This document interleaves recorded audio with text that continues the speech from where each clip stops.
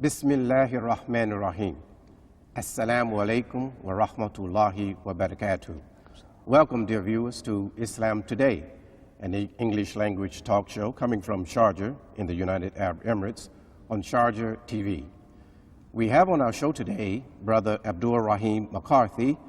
And Brother Abdur Raheem, welcome and assalamu alaikum wa rahmatullah. Thank you very much, and thank you for being on our program. We wanted to talk to you today about many things, actually, but one of the things we want to talk to you about first is how you became Muslim, and you know, the relationships that you formed as a result of being Muslim, and how your the interaction was and reaction with your family and your friends. But first, tell us about your background. I understand, of course, we've had a chance to talk, that you're originally from America. So Yes. where in America did you come from, and give us a little background. Okay. Bismillah ar-Rahman ar-Rahim. Alhamdulillah Rabbil Alameen. Wa usalli wa usallim ala al-mab'uth rahmatan lil alameen. Nabiyina Muhammad wa ala alihi wa sahbihi ajma'een. Wa ba'd. I'm originally from America, as you mentioned. Before that, however, my grandparents were from Ireland. They migrated to America. My grandfather and my father were both born in America, as was I. I was born there as well. And I'm from the Washington metropolitan area, Washington, D.C. area. The East Coast. The East Coast, Yeah, exactly. like myself. Yeah. Yes. We're about, I think, a 4-hour drive from you. Yeah, exactly. It's about, so I'm from the D.C. area. That's where I was born and raised. I was there all my life. And that's where I became Muslim in 1994. How I became Muslim, actually I had an appointment with one of my friends, and I had started before Islam on a path that was not pleasing to Allah subhanahu wa ta'ala, and it was not pleasing to my parents as well and to my family. My family is a good family and a successful family in America. However, I chose to take a path other than what they had chose for me. So I was going down a wrong path, and a path that was going to end with a lot of troubles for myself and for my family, a lot of sorrow for my family anyways. But that all changed one day. I had an appointment with one of my friends in D.C., and he didn't show up for the appointment. He was very forgetful, which was good for me, it turned out. And when you say D.C., you mean in Washington, D.C.? In the Washington, D.C., the capital. The capital, yeah. Mm-hmm. So I actually lived on the outskirts in Virginia, but we still go all the way into D.C. So it's all called the Washington metropolitan area because it's spread out. Northern Virginia. Northern Virginia, exactly, yes. So what happened on that day is when I went to the appointment, he wasn't there. So his father told me, wait for him in the basement. And I went there, he said, you can play with his Sega. I know his Sega's still around, I'm getting old now. It's still there or not. It's a video game, yeah, right? like the PlayStation now. I guess it's still around, I don't know. Anyways, he told me, go play with that. So he had taken it, and my friend had taken it to his mother's house, so it wasn't there, so I had nothing to do. So as I was sitting there, his father starts to read the Quran. He had tapes, cassette tapes, reading the Quran in Arabic and with English translation, and he's following along in his Quran in the living room. So your friend was Muslim? No, his father was Muslim. His father was Muslim? But he wasn't a Muslim. He hadn't become Muslim. His father became Muslim 10 years before that, but he hadn't become Muslim. Yeah. He was actually my friend. He was older than me at that time. He was maybe about 24. I was only about 18 at that time. So he hadn't become Muslim, but his father had become Muslim. So anyways, what happened is that, you know, I had nothing to do, so I heard this strange recitation. I didn't know what it was. And I was always curious about Islam. You know, what is Islam? You know, we hear of a lot of things in America, but most of it's negative, and most of it's not, you know, proper information about Islam. And today we hear, you know, about Islam, the terrorists and all this other stuff, which obviously we know as Muslims it's not true. And the people living in this part of the world, they know this is not true as well. During those days, a lot we would hear, and especially as white Americans, they would use in the media the Nation of Islam to say that this is the religion of the black man and the white people can't be Muslims. So we hear this, you know, that the white people are devils and this. So this is the information I have in my head about Islam. So I wanted to know. So I went and asked him about Islam. I said, your friend's father. Friend's father, yeah. So I went in to ask him about Islam, and I remember the first thing I had stepped with my boots on his prayer rug. He was upset about that, you know. And then he said to me, you know, sit down. I said, I have some questions about Islam. And I started to ask him. One of the first questions I asked, I said, can I be a Muslim, you know, as a white guy? Now, was he African-American? African-American, yes. He was African-American, yeah. Okay, good. So he said, yeah, of course. He said, no, this stuff you hear in the media has nothing to do with Islam. He said, whether you're black, brown, white, he said, even if you're purple and pink, you know, he wanted to exaggerate about it, that Islam is the religion for all of mankind. So I was interested. We started to talk a little bit about Islam, and then, you know, the time was up for me to go. So I requested from him some books. So he gave me some books about Islam, and most of them are translated from the Saudi embassy. So I took these books and I went home. On the metro going home, I read a little bit about the Muslim belief in Jesus alayhi salam, Yes. peace be upon him, and I was interested in that. And it was the first time I heard, we had grown up, the 3-in-1 theory, the Trinity. Yeah. I had my gold cross on all the time on my neck. Now, let me ask you. Now, with the name McCarthy, and from Ireland originally, I mean, in terms of ancestral, can I assume then that you and your family were Catholics? Yeah, exactly. Yeah, okay, all right. Roman Catholics. Yeah, okay, we're Catholics. Yeah. Okay. So even I was in some time in a Catholic school, in elementary school. But again, Catechisms and things of this nature. Yeah. So that's what we were into when I was young, obviously. My family, my father's side, they used to go to church a lot. On my mother's side, they didn't go to church a lot. But I was raised, even for some time I was in a Catholic school, in elementary school. So what happened is that these books, that when I first heard about, the Trinity, and then, that's not proper, this was kind of, interesting to me. Sure. But as I said before, I was 18 at that time. So, you're 18, you're not really interested in reading or religion and these type of things. So I left it, and I didn't even, bother to read it again. I was doing what I was doing, with my friends and hanging out and, doing things we shouldn't have been doing, getting in trouble and what have you. So one night, I remember we were coming back from inside D.C., and I still remember we went this time to Southwest D.C., and that time, the last time was Northeast where I went. So I was coming back from Southwest D.C., and we got into a car accident. It wasn't my fault. The guy came across from a 4-lane road and cut in front, and I didn't see him. And at this time, I didn't have a driver's license. So I figured, I'm going to go to jail. Obviously, you're getting in a car accident, I don't have a driver's license. So I decided I didn't want to go to jail, so I said, I'm going to run. Wow. Run where? My friend's house was on the other side of where we had the car accident. Yeah. So I was telling, some of my friends were laughing because it was like a movie, I'm running through these woods. I know that my friend's house is on the other side, but where is it at? You don't know. I don't know, but I know it's on the other side somewhere. So I'm running through these woods for the first time in my life. I left the car. I bought it for $600. It wasn't important to me. So I go into the house, where my friend's house, and I stayed there. And then, for about a week, I don't have a car to go back out of the house.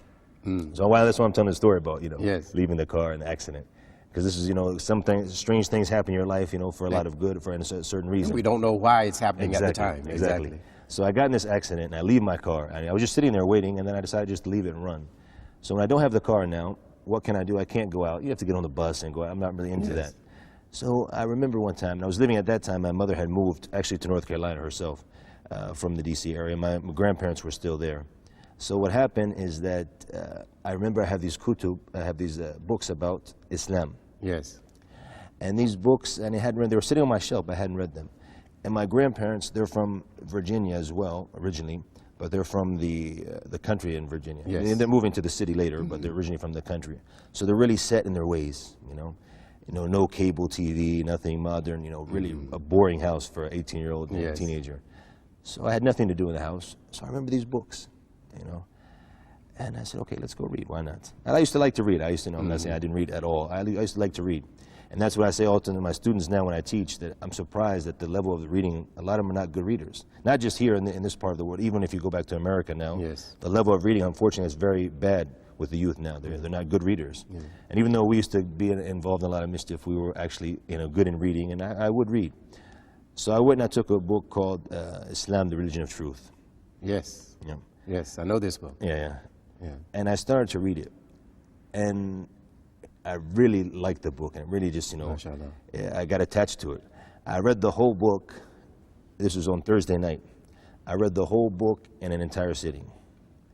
And I decided immediately after this book that I wanted to become Muslim. I said, this is the way. This is what I've been looking for. Alhamdulillah. And I knew even before this, that I wanted religion in my life. Yes. Like I said, I had the cross on my neck. Yes. Before I was a Muslim, obviously. And then at that time, also I used to try to read the Bible, even though I found it boring, I couldn't read it. But I knew I had this inclination, this desire. Yeah, desire to be religious. Yes. And when I read that, I said, no, this is the way. This is what I want. Obviously, the first thing that affected me was the issue of Tawheed, of Islamic monotheism, and the one true God, and the issue of Trinity not being possible and not being something that is suitable for Allah subhanahu wa ta'ala. Yes. Not something that's suitable for God to be 3-in-1. And when I read this, it affected me in a major way. And I never heard this before. Yes. We grew up, 3-in-1, And all of a sudden, you know, I realized that what I'm reading is actually, it's just the truth, and what I've been taught since a young boy, it's not. It's not true. It's simple as that. Simple as that, yeah. So this is one thing that affected me. Another thing which you know, a lot of people might find strange, it really, really affected me, is when he was talking about, the author, he was talking about the prayer and how the Muslim prepares for the prayer, his 5 daily prayers, and the routine he goes through, the rituals he goes through to prepare himself for prayer. One of the things that he mentioned was, first of all, is that a Muslim has to be in a place where nobody else can see him. He has to conceal himself when he uses the bathroom. Yes. For me, this really affected me. Why? Because, as you know, Danny, you're coming from America, and you came to Islam just like I did. And maybe a lot of the viewers as well, they know this if they've been to the West or in some Western restaurants or what have you here, you'll see that when they relieve themselves Openly, standing next to each other. Yes, exactly. I always used to hate this. Yes. I couldn't say it before as a non-Muslim because they think it's not a manly thing. Because they think you, exactly, they think you, something is wrong Yeah, with yeah. you. But as a Muslim, alhamdulillah, we're proud of that. Exactly. This is, you know, how we do. So subhanAllah, what happened is this affected me. The second thing is they said that when a Muslim relieves himself, he sits down. When he urinates, he sits down.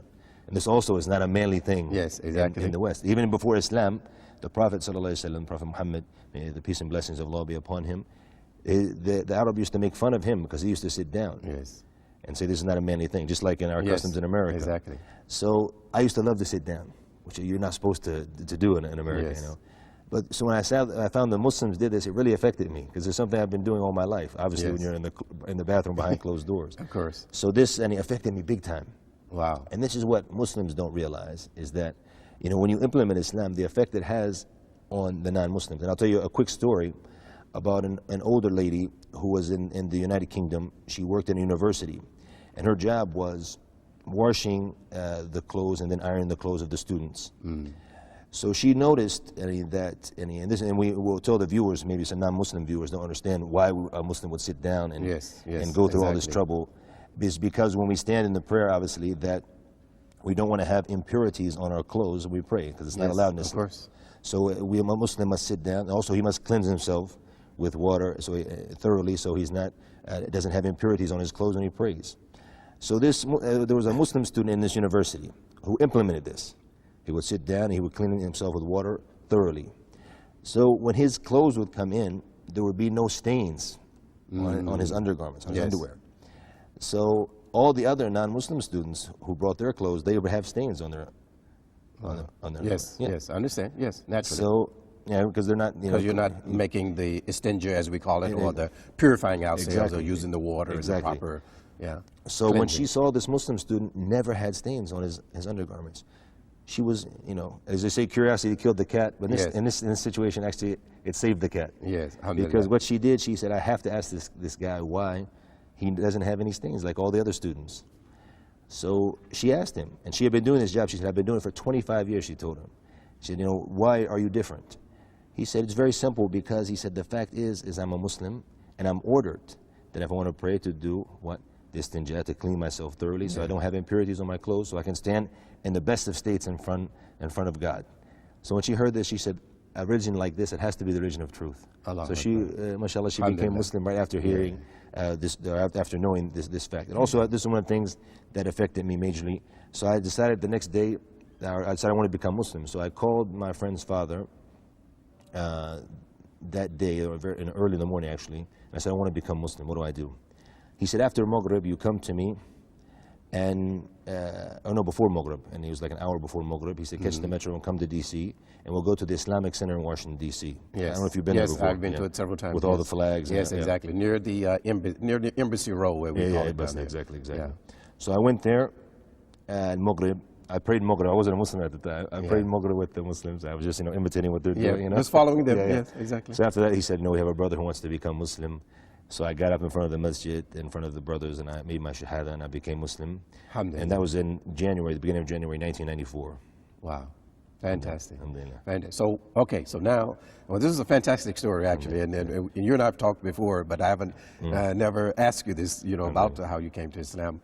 And it's amazing, because it's amazing the kinds of stories that people have in terms of what has drawn them to Islam. And it just shows the way of Allah. You can use the simplest of things you know, or either the most curious of things to attract one's attention, like the lady who's in the laundry, or like yourself who has an accident and is caught having to stay at home and now forced to read a book, you know, about Islam. Alhamdulillah. Okay, so you accept Islam, and so talk to us about now what happened next, and particularly with the family, because a lot of new Muslims, you know, have some varying kinds of reactions from their family and their friends. What was the reaction of your family and friends once you announced that you're now Muslim?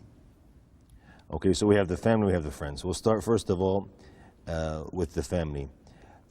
What happened, Allah subhanahu wa ta'ala blessed me with some very good brothers during that time who are, you know, serious about practicing Islam. And right after I became Muslim, they asked me, where are you living? I said, I'm living, you know, in this area. Place, yes. And they said, you know, mashallah, we have a masjid right there.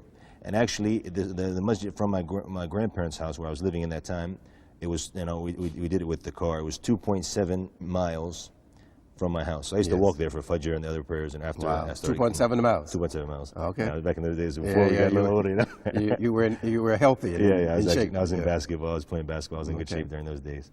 So at that time, 2.7 miles was the closest masjid. So I went there that night to the masjid, and I met the other brothers, and they said, you know, you want to come and learn some things in the next few days, and another masjid, another area, we're going to go there for a few days. So I went, and we, you know, to learn some stuff about Islam. As I was coming, yes, I had, you know, the gold cross, the gold chain. I had another gold chain. I had an earring, diamond earring. Oh, really? Yeah. Diamond. Yeah. Okay. So after this, you know, I went to the masjid and I'm praying, you know. Now, and at this point, your parents still don't know yet? Don't know yet. Okay. Now, this is like the second day. Okay. Now, but where were you still staying at your grandmother's? Yeah, but when there was another area, they said we're going to go there, you know, like, and you know, just to have some lessons and teach you some things if you want to come. So I went there with them. In another area, the brothers took me, and they were, you know, they were learning about Islam, how to pray, and they were teaching them the basics. And the good thing is they had some, you know, youth with them. These were like older brothers, but they had some, you know, some of the youth who were in my age, teenagers. Yes. So they came to the side and told me, as Muslim, you shouldn't have a gold necklace. Yes. You shouldn't have an earring, you know, as a Muslim man. So I was like, okay, no, I took that off. So that was the last of that, alhamdulillah. And then after that didn't bother you? I mean, in terms of removing the gold. Yeah, I wanted to learn, you know. Okay, alhamdulillah. You know, and then I don't want to be like an outcast, obviously, you know. Sure. You know, I noticed that after they said I'm like the only one with the gold chain falling on the ground as I'm making sujood, you know. Yeah. So there was some peer pressure there. Yeah, but it was good peer pressure, alhamdulillah. Yeah, good, alhamdulillah.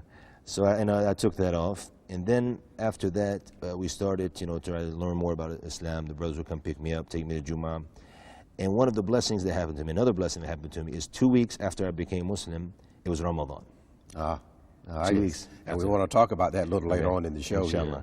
Yeah, so it was Ramadan, so I had to fast. Yes. And I started fasting. Alhamdulillah, I didn't have trouble fasting. I mean, this was a blessing from Allah.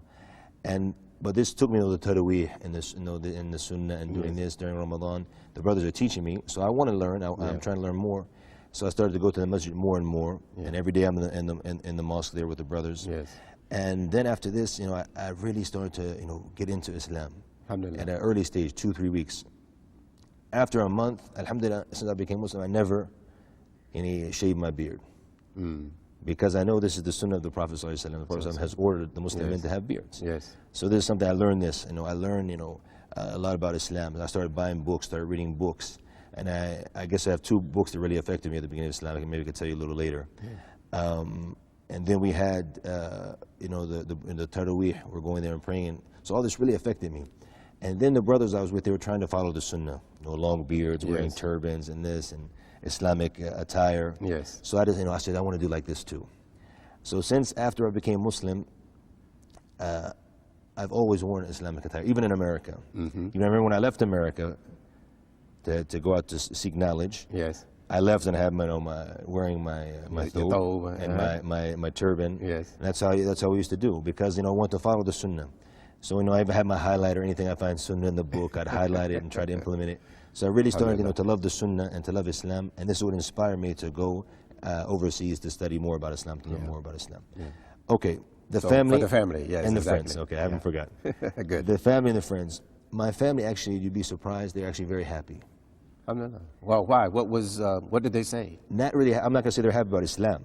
I understand. But they're happy because your life changed for the better. Exactly. Now, see, if you, Actually, this is what was the response for my mother. My mother, when I told her, I says, you know, I'm now a Muslim. My religion is Islam, et cetera, et cetera. And she says, her only question was, do you all believe in God? I said, we believe in God, absolutely, and there's only one of them, just one. Yeah. She says, then that's good. She says, because as long as it makes you a better person, she says, I'm okay. So obviously your parents reacted in a similar way. Yeah, because they know that Islam is one of originally believes in God. They Exactly. My family has that much knowledge. They're not ignorant where they think we, you know, worship something else or other than God. They know worship God. Yes. So that wasn't a big problem. Obviously, they would prefer me to be like them and be a Christian. Obviously, I'm sure of that.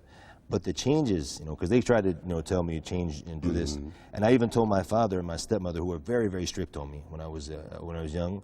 After I became Muslim, I said, I realized what you guys were trying to teach me now was good. Yes. Islam taught me this. Yes. I said, I couldn't see it before. So I told them, thank you for what you tried to do. Alhamdulillah. Alhamdulillah. So when they saw the changes, I remember one time my grandfather was on the phone. You know the old guys when they talk to their old, you know, like army buddies on the phone or what have you. So he's talking, he said, I don't know what it is. He said, yes, it's Islam now. I don't know what this, or Islam as they say. You know, Yes. He's a Muslim, you know. Yes. He said, I don't know what it is. He said, they have this thing called the mosque. He said he goes there, he spends a lot of time there. He said he doesn't come in the house late now. He doesn't talk to us in an ill-mannered now. In a disrespectful way. Only polite. Yes. He does all these kind of chores around the house now.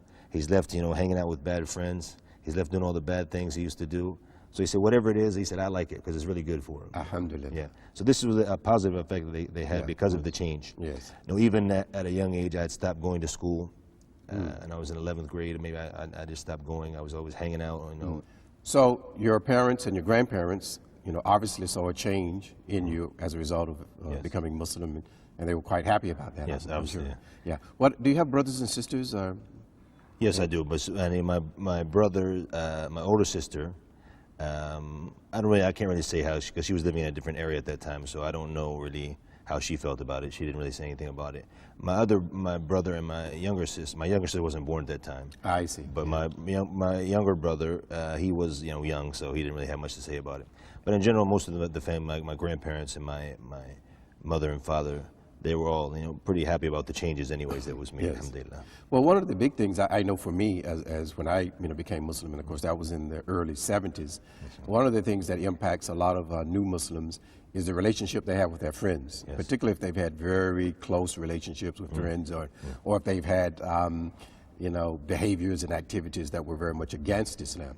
So for you, how did becoming Muslim, you know, impact the relationship with your friends? There was a lot of difficulty. I'm not going to lie. This is one of the most difficult things, even till today. You know, people when they say, you know, Islam is difficult, it's not difficult. Islam is not difficult. We've just left something for something greater. Yes. And then we know we get that something greater in the hereafter. That's what we're striving for. So it wasn't easy. The change, it wasn't easy. And I used to describe it to some of my friends as, you know, I used to literally get sick into my stomach because I wanted to go out so bad to hang out with my friends. I would really, you know, feel this sickness in my stomach, and I just, you know, because in America you just open the door and it's right there. So, you know, it was really difficult. My friends would call me. You know, we didn't have the mobiles and that. It was the pager days in those days, you know. So the pager just keeps going off, and. So what would you say to them? I mean, what would you give excuses or? I'm going to tell you two stories. That actually, I guess, you know. I'll give you 3 stories that actually changed my life. The first reason why I started implementing Islam more in like the first week or 2 weeks was one of my friends. We were hanging out on the street where we used to hang out in front of the house where we used to always hang out. And, you know, the corner area we used to always be there. So when we're there, we're hanging out, you know, people are partying and you know how it is. You know? Yes, of course. So subhanAllah, one of the guys, he said, look at so-and-so. He said, he claims he's a Muslim. But he said he's just like us. He said he's no different. There's no change. I've only been Muslim for like 9 days in that time. Yes. But he said he does what we do. He acts like we act. Yes. He's no different. So he was like, Muslim, you know, what kind of Muslim is this? You know, he's not a real Muslim. So I said this statement was like a lightning bolt to my heart. It really, really affected me. So I went back at home. I started to think, why did you become Muslim? Didn't you become Muslim to become closer to God and to learn more about His religion?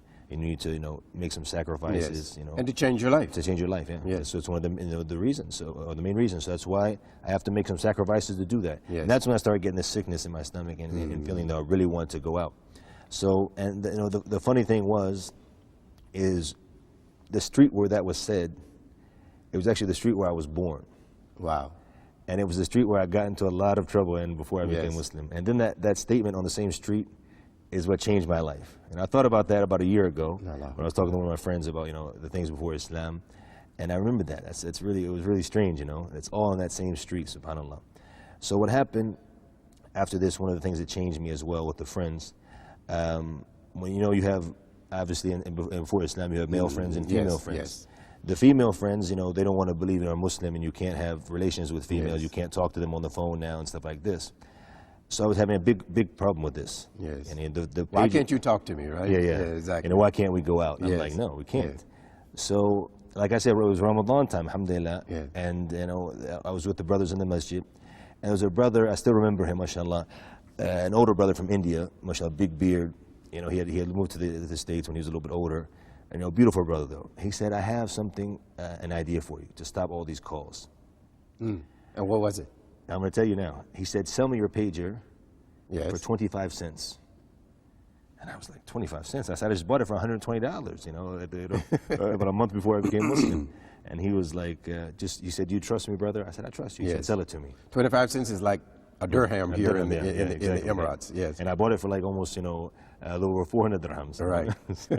So I sold it to him. And then he took all the numbers of all the, the females who were calling. And he had a, really heavy Indian accent when he called, So he's like, hello, and then he's talking, and they're like, who is he? He said, I bought this pager from him now. It's now my pager. Yes. So they hear this man now with his heavy Indian accent. They're not going to call back again. Of course. And they have no way to call me. And so he did this, and he got rid of all of them for me. So that was one set of the friends. They were gone with that, alhamdulillah. Alhamdulillah. After this, it was in the last 10 days, and I learned that the sunnah was to make i'tikaf during the last 10 days. So I told my grandparents, my grandmother, she was handicapped at the time. She couldn't move around freely. So I talked to some of the scholars. I said, I need to help my grandmother. So they said, you can go out in the morning for like an hour or two, help her, and come back, to the i'tikaf. So that's what I would do every day. So what happened is they called me, and they had gotten to an altercation, to a fight. And always your friends in Jahil or Islam, you get in a fight, you have to go back them up and help each other. So they called me to, come to help them out. And I said, no, I'm in a religious thing, we call it i'tikaf. And I explained to them what i'tikaf was. We're in isolation now, we don't leave the mosque for the 10 days. And they were like, wow, man. They said, you're really serious about this Islam, aren't you? And I said, yes, I am. They said, if that's the situation, they said, we're just going to leave you after that. I said, best of luck to you. Yeah. And the thing was, even I used to go hang out with them and tell them about Islam. And one of them did come to Islam, and others, they were interested in Islam. But there were some things holding some of them back. They said, we thought you would either be dead or to be in jail in a few years, one of the two.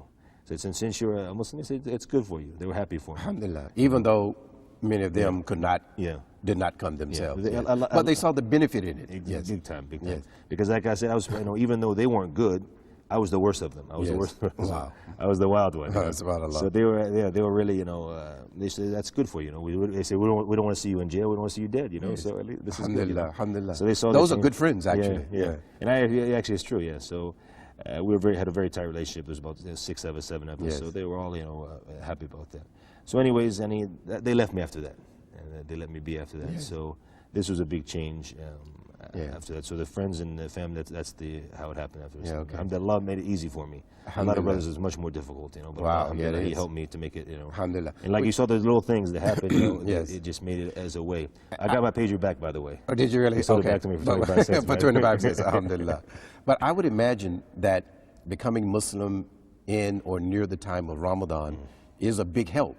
Because it's kind of like an immersion. Yeah. Because, if you're going to do it, there's the fasting, there's, of course, the concentration on, praying in the masjid and the itikaf and the taraweeh, and the Muslims are coming together. And particularly in America, this is a time when you really see a lot of Muslims, in America. So that had to be quite a good thing for you.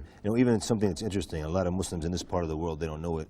And I still feel it. I only spent one Ramadan after I became Muslim before I went out to seek knowledge. Yes. But I still remember that Ramadan. Yes. The Ramadans in the West, especially in America, They're much different than they are in the I Muslim think world. they're nicer. I'm going to be. I think they're nicer as well. And even some of all my friends from America, they really miss Ramadan in America. I miss it as well. Yeah, Indeed. because it just has a different flavor. I guess you say different style. Does. Very nice. Very it nice. does indeed. Okay, we might, inshallah, maybe we'll get a chance to come back to that. Now, all right, so you've become Muslim, alhamdulillah. So now you make a move to learn more about Islam, and you go and end up into Saudi Arabia.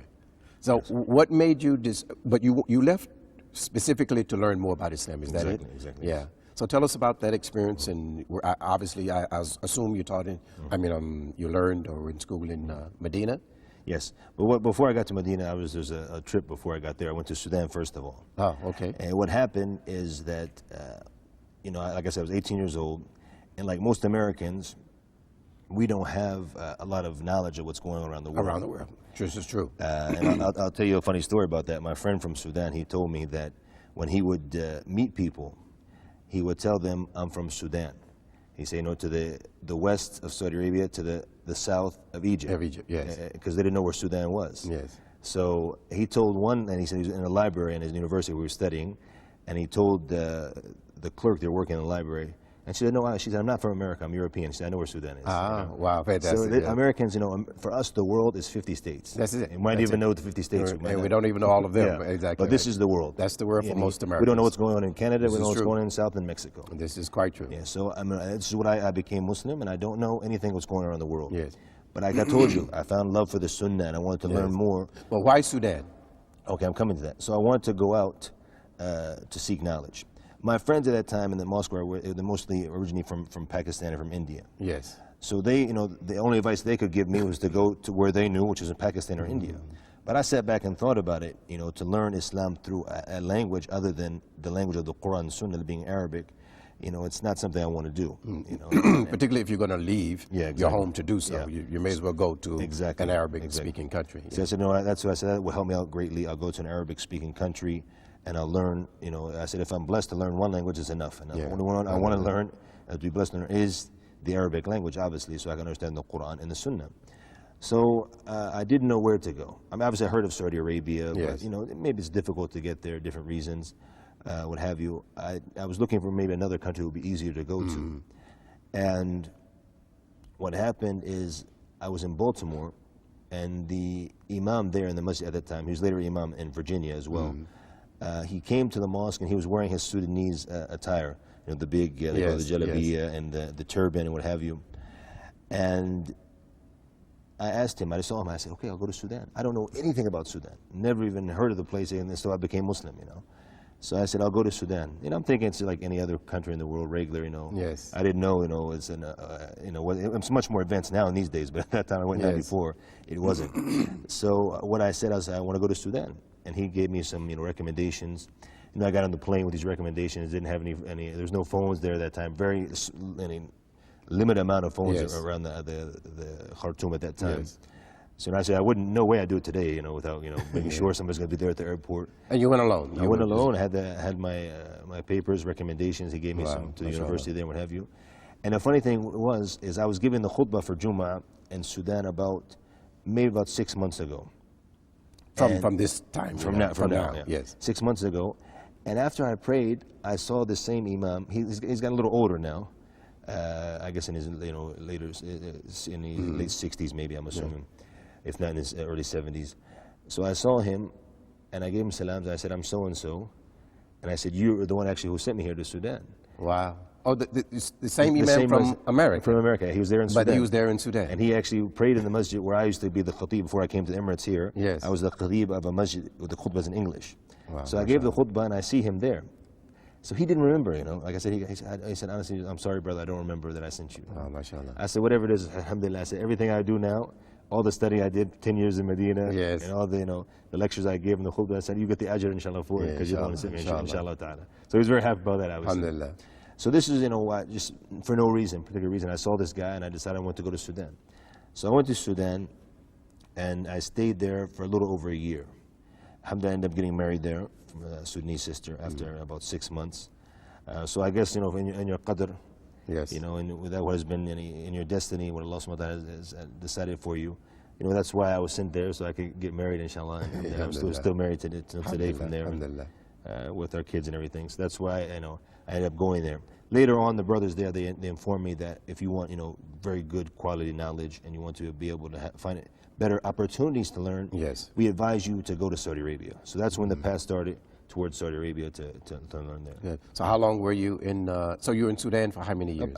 Altogether, because I went back there after I graduated, yes, for about 4 years altogether. Yes. But in the beginning, about a year only. About a year only, okay. Yeah. And so you went to Saudi Arabia, obviously to Medina first, I mean, as far as the study is concerned, or? No, actually, it wasn't that easy. What happened is that some of my teachers there and my friends, some of them were from the students of Sheikh Mubaz, Rahimahullah. So during that time when I went there at first, I couldn't get to Riyadh where he was because they wouldn't let you travel there in those days. Yes. I mean, now it's easier, but you couldn't during those days. So one time when the Sheikh, he came to Mecca, to his house in Mecca, I heard, and I went there a second time and to meet the Sheikh with this recommendation I had for him from his students in Sudan. So when he heard the recommendation, and it's actually a very interesting story with how it happened, is because when I went in, and the Sheikh, who was very helpful, used to love to help people. Alhamdulillah. So, rahimahullah. So he used to come, and when I was in the sitting, there was this guy sitting there with all these papers about this, stack. Yes. And I'm not joking, this big. And I remember he was talking to a sister from France. She was giving on the phone, asking about different questions. He was answering. So when he finished, the guy was talking to him. He would read the letters to him. So what happened is I was hesitant. I said, if I give him my paper, he won't read it for 2 weeks. So I said, I'm just not going to go. I started to go back. I said, just try. Maybe he'll read it, maybe not. I said, it can't hurt you. Yeah, exactly. So I went in, I gave the paper. And the Sheikh, he really loves, his name is Sheikh Uthman al-Habboul from Sudan. Sheikh bin Baz, he really loves him, He used to be his driver and one of his students and what have you. So he has a very close relationship with him. The guy took the paper that I had from Sudan, he took it and he put it on the bottom like this. I said, the stack is this big. After the Sheikh got off the phone, he took it from the bottom. Allahu Akbar. And he said to him, Sheikh Uthman from Sudan, and he read the tazkiyah, the recommendation. And I really believe that maybe the recommendation was a little, embellished, as we say. Yeah, a little too, I didn't really deserve all I think was in there. But the Sheikh, if you saw him, rahimahullah, how his face lit up. Yes. And he started smiling. I've never seen him smile this big, and all my life, subhanAllah. All the times I've seen him, I've never seen him smile this big. And he said, I know who, where is he, where is he? So I said, I'm here, Sheikh. And I came and I kissed him on his forehead. Yes. And he said, also one of the things he would do, he would write that recommendation or help you, but you would have to come back maybe a week or two later because there was a lot of people in front of you. So he wrote the recommendation right there as everybody else was waiting. Wow. He told him, he said, no, write it now. Alhamdulillah. And he started to write it to Dar al-Hadith in Mecca, because that's what the guy from Sudan thought was a good idea. Yes. And I said, no, Sheikh, actually, I want to go to the University of Medina in Medina. So what he did during that time is he wrote immediately to the head of the university at that time was Sheikh Dr. Salih al-Abud. At that time, he wrote to him a recommendation and for me to get accepted into the University of Medina. When he did this, I took it there. The Sheikh said something to me, and I said, he said, if it doesn't work out for you there, he said, come back to me in Riyadh, and I will make a visa for you, an iqama, residence visa, so you can seek knowledge with me in Riyadh. And I said, I wish I had done that, because these were... And that would have been, yes, very Alhamdulillah, I found a lot of khair later in Medina. Yeah. Alhamdulillah, obviously I got accepted with the tazkiyah from the Shaykh, and from the fadl of Allah subhanahu wa ta'ala, from the blessing of Allah subhanahu wa ta'ala. I got accepted to the University of Medina. MashaAllah. What program did you enter there? Okay, when I first went, I was able to speak Arabic and understand Arabic very good, alhamdulillah, because my wife is Arab. And for your experiences in Sudan. Yeah, in Sudan. And, yes. And I traveled a little bit around the Arab world, so my Arabic was not bad when it came to understanding and it came to reading. When it came to understanding and speaking. Yes. However, reading and writing, I was very weak. Yes. So I started from level 1 in the Arabic program there. And what I did, some of the staff said you should start from level 2 because your Arabic is too good for level 1. I said also one of my goals is not just my reading and writing to become strong. Perhaps in the future, if I want to teach this, if I go back to America, what have you, if I learn from level 1, it's much easier to teach. Obviously, something I've studied. So I studied level 1 all the way to the end. And there was a way to prolong even for a third year. It was a 2-year program, but we could prolong for a third year to get a 5th level in. And that's what I did. So I took 3 years at the beginning, and I studied Arabic there. Alhamdulillah, my Arabic got good enough, and I was always, with the in the circles of the mashayikh, the ulama, the scholars, and the Prophet's mosque, alayhi salatu wasalam, and other places in Medina, alhamdulillah. So did you receive a certificate or some Yeah, type of they call it a diploma, diploma? which we consider an associate degree, which is 2 years. In Arabic or Islamic studies? No, first of all, learning Arabic as a second language. That's the first thing I got. And then I went to the College of Hadith after that for a BA. Good. I was sick in the beginning for like the first year and a half there. So when I went back to the new Mufti, Sheikh Abbas was dead at that time, rahimahullah. So I went back to the new Mufti. I wanted to change because they said you can't change after 1 week, and I'm a year and a half. Yes. So I went back to the new Mufti, Sheikh Abdur al-Sheikh, hafidhullah. I went back to him and I requested from him that he helped me. I want to change the kulliyat. I explained to him the reasons why I want to change. So he wrote to me also to the same Sheikh Salih al-Aboud, the same head of the university, for me to change to the college. So then I made to change to another college so I could start a fresh start from the College of Da'wah and Usul al-Din. So I graduated, alhamdulillah, from the College of Da'wah Usul al-Din with a BA Islamic Studies from there. Alhamdulillah. And then that was 9 years it took me after the 2 colleges and the Arabic program. I was there for 9 years. I wanted to stay for an extra year so I could finish some of the classical texts of fiqh and what have you outside of the university. So I stayed with some of the scholars there and I finished different books there. So I actually stayed in Medina, alhamdulillah, for 10 years during this time. Very good. Alhamdulillah. Well, alhamdulillah. So now, since that time and since you're, alhamdulillah, seeking of knowledge in Sudan and in Saudi Arabia and in Medina, what kinds of, briefly, because we're about to run out of time, da'wah activities have you been involved in? Okay. When I graduated, I was, reluctant. Where do I go?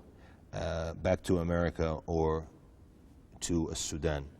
And my whole family went to stay in Saudi Arabia. Yes. But I wanted to go somewhere where we'd be closer to one of our families. So we decided, that America might be difficult because, when it comes to raising children there, even though da'wah-wise, being between a place where I'm from, and helping the Muslims there, I'd be much more effective, obviously. I know this. Yes. But my children, they don't speak English, by the way. They speak only Arabic because they took the mother's language. We're trying with English now, but their main tongue is Arabic. It's easier in this part of the world, alhamdulillah, to raise the children. So we decided to go to Sudan. When I was in Sudan, I started teaching there in a school, Islamic Studies in English, and also Islamic Studies in Arabic and another school. So I taught in 2 schools there, and I was giving a lot of lectures in Arabic, in both Arabic and both English. Right. And also I was giving the khutbah of Jum'ah. I have television shows there on some Sudanese TV stations. Very good. All right, and then we're for sure about out of time now. My producer is telling me. But right now, while you're in the Emirates, you're also teaching Islamic studies and Arabic in one of the schools here, I take it? Okay, I decided to make a change. I wanted it to be easier for my family to come from the U.S. It's easier for them to come here to the UAE. So what I did, I decided to take a job here. I had an offer to teach Islamic Studies in English. I'm also teaching some classes in Arabic and at a school here in Dubai. So I've been here now for about 4 months doing that, teaching Islamic Studies and English at the school. Alhamdulillah. Brother, thank you very much. It's been a fantastic story and a very fascinating story. May Allah reward you and strengthen you in your life and in your future. Alhamdulillah, inshallah. Really, I hate we're out of time because I'd like to continue this more. But on behalf of Sharjah TV and our program Islam Today, we would like to thank our guests, Brother Abdur Raheem, and myself, Muhammad Nubi. Assalamu alaikum wa rahmatullahi wa barakatuh.